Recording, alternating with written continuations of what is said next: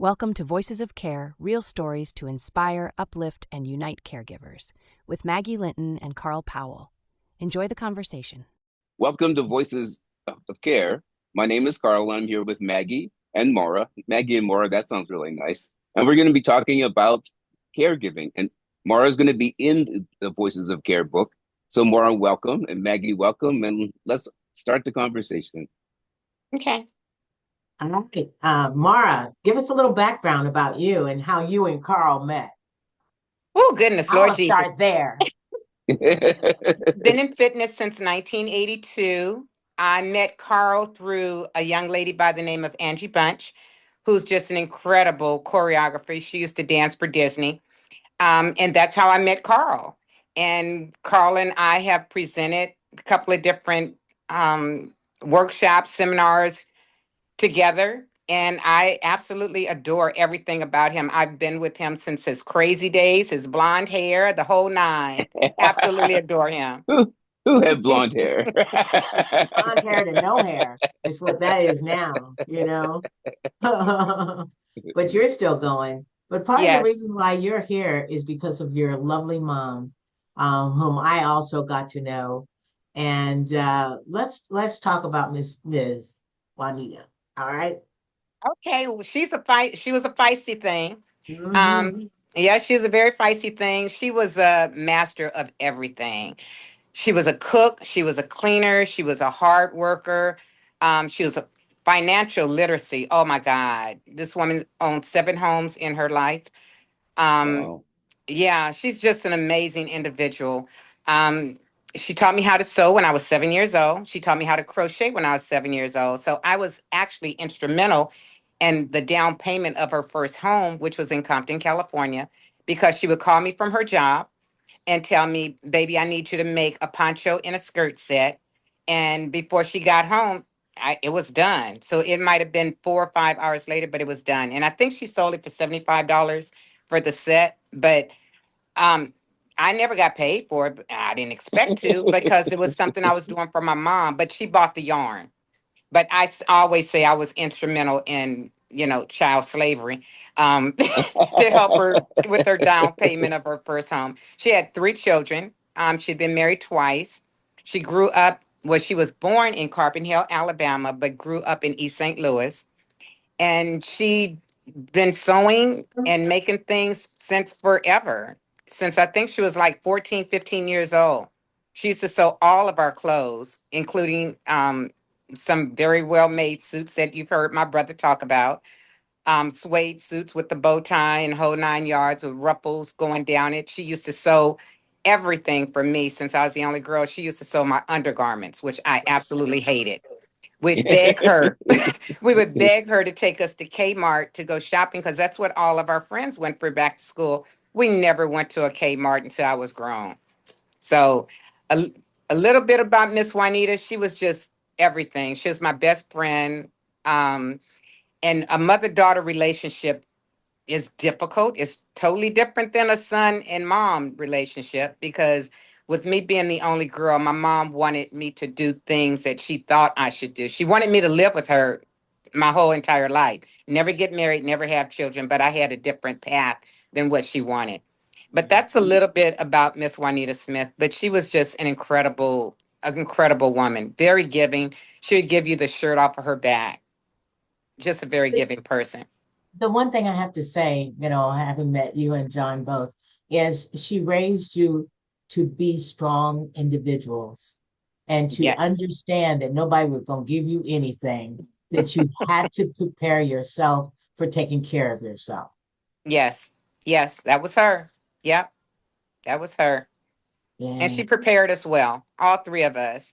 Mhm. My oldest brother, he's in the he was in the military. He retired from the military. He's in Hawaii. My Oh, oldest brother, I mean my baby brother, is all over yeah. the place. And then On the front me, cover of U.S. News and World Report this week. Yeah. yeah, Yeah. but But she also taught you financial literacy, which is in a quiet sort of way, without beating you up about it. You understood the value of a dollar.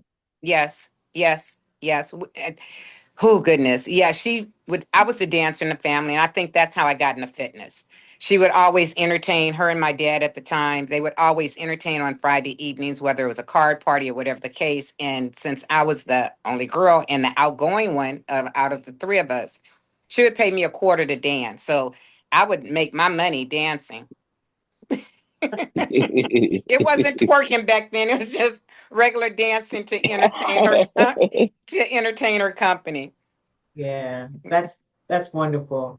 Well, She let's said, talk about, yeah, your mom, like you said, was so strong for so long, but then you began to see the signs of her decline. I'll put it that way. She yes, still dressed sharp though. She was cleaner yes. than the Board of Health, always. Mother's Day 2019. Well, actually, a couple of days before Mother's Day 2019, I talked to my mom every single day. She was living in Atlanta. I was living here in Houston. And when I talked to her, she just didn't sound right. And she had said something that had concerned me with safety. She was saying all these people had keys to her apartment. And that just really concerned me. So I took a flight. I booked myself on a flight because I had to go check on my girl to see what was going on because she wasn't telling me, she wasn't giving me enough information. And when I got there, I started seeing things that really concerned me. You know, her refrigerator was bare. I'm like, Mom, what are you eating? She's like, I go down and eat what they serve. And then when I looked at the menu and I saw the quality of the food, you know, sodium was 300 milligrams for this, 600 milligrams for that. I'm like, Mom, you have high blood pressure. You shouldn't be consuming that much salt. And then all the sugar that they were giving her, it just wasn't good quality food. So, anyway, I kept seeing signs. And then when we went to my brother and sister in law's place for Mother's Day, we were watching a movie and it was just so many things that were bothering me. You know, she was shaking. I didn't know why she was shaking.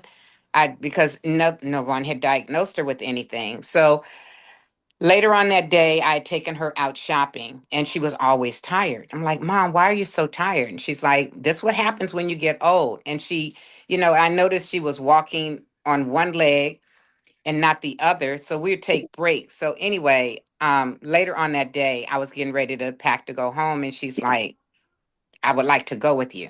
I'd actually invited her to come back, you know, for a week to visit with us, me and my fiance at the time. He's my husband now. And she, you know, she hurried up. We packed her up and she came on there on with us. And then when she was here, probably about 6 days later, I really start seeing some things, you know, the drooling of the mouth, the shaking of the hands. It's just too many things going on. So I made an appointment the next day to take her to her old physician because she used to live here. And when I took her to the physician did some things, but when he took her blood pressure, it was like 201 over 101. Wow. Yeah. And he's like, I need you to immediately take her to the ER. So when I took her to ER, they immediately admitted her. Now, it was also the time of COVID, so they didn't want me to come in. Now, I'm a little spunky thing. If Oh yeah. anybody know anything about me, you know Don't I'm a tell me biter. don't. Yeah. Yeah.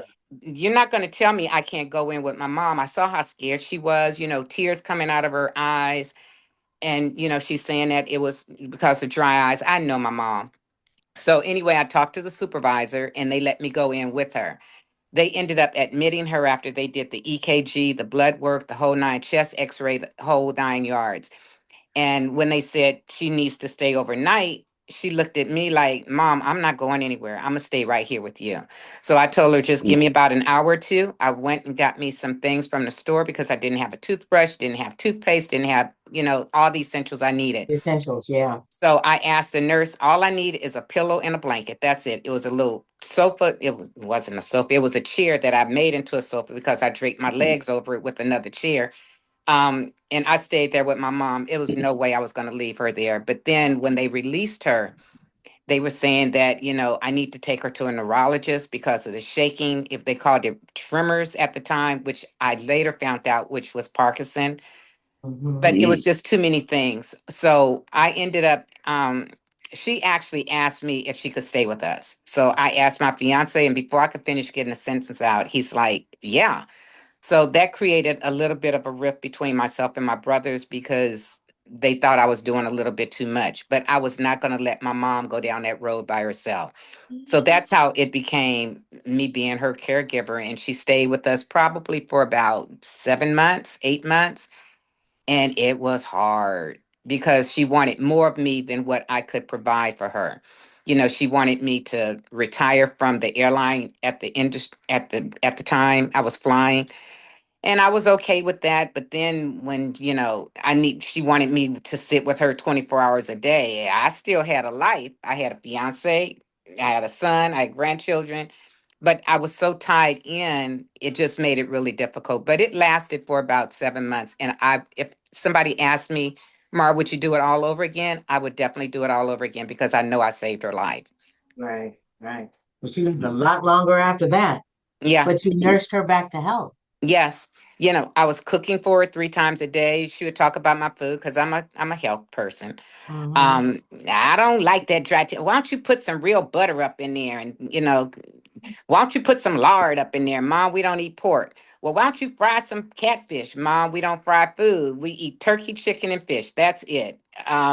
We don't do regular milk. We do soy milk, but it has to be organic soy milk. So she got used to the bless you. She got used to the way I was cooking and started really enjoying it until she wanted more. And then it's like, this food is nasty. Mom, there ain't nothing wrong with that food. But then later on, I would see her sneaking in the kitchen to get that nasty food with a big old plate full and taking it back up to her room. Hmm. Yeah. Yeah. Yeah. That yeah, again, that caretaker role, it was a total disruption, as it is for so many people. I know you were on your knees praying every night. Give me I strength. was. I'd reach out to her best girlfriend in Atlanta, and Mom didn't have a lot of women that she was really close to. She had associates, but she didn't really have friends. So she had a friend in Atlanta, and I reached out to her because she was a nurse. And it's like, I can't figure out what's going on with Mom. I think she had a stroke a couple of years ago, and that would make sense as to what's going on. I had to get uh, breathing treatments for her, a nebulizer. I didn't even know what that was. I had to learn how to clean it. I had to learn how to do, her take her blood pressure 3 times a day, breakfast, lunch, and dinner after she ate. I was keeping a journal. I was a full-time nurse. But the thing that really bothered me, Maggie and Carl, is nobody ever asked me how I was. Never. Never. I would cry at night. My fiance, would be there for me, but no one ever asked me how I was. Mm, But mm, it's tough to see your parent in that kind of position.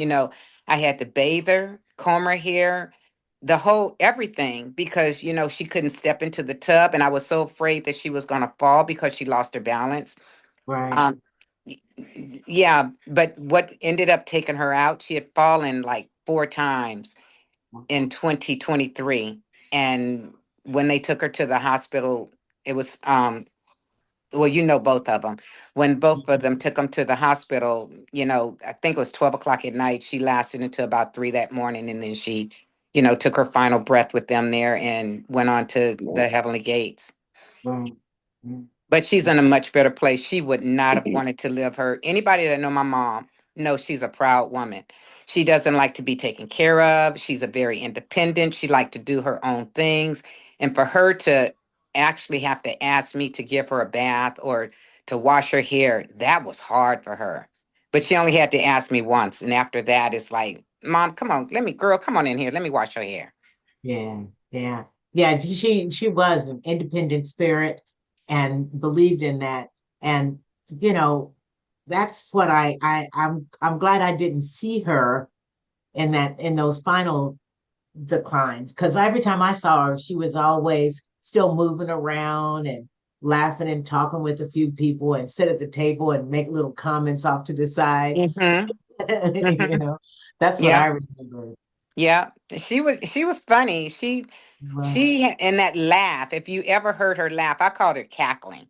But if you mhm. ever heard her laugh, it would just touch you from your toes all the way up and make you want to laugh. She just was an amazing woman. And it's so much of me so much of her in me that I didn't realize. But now I wake up every morning and I see her up in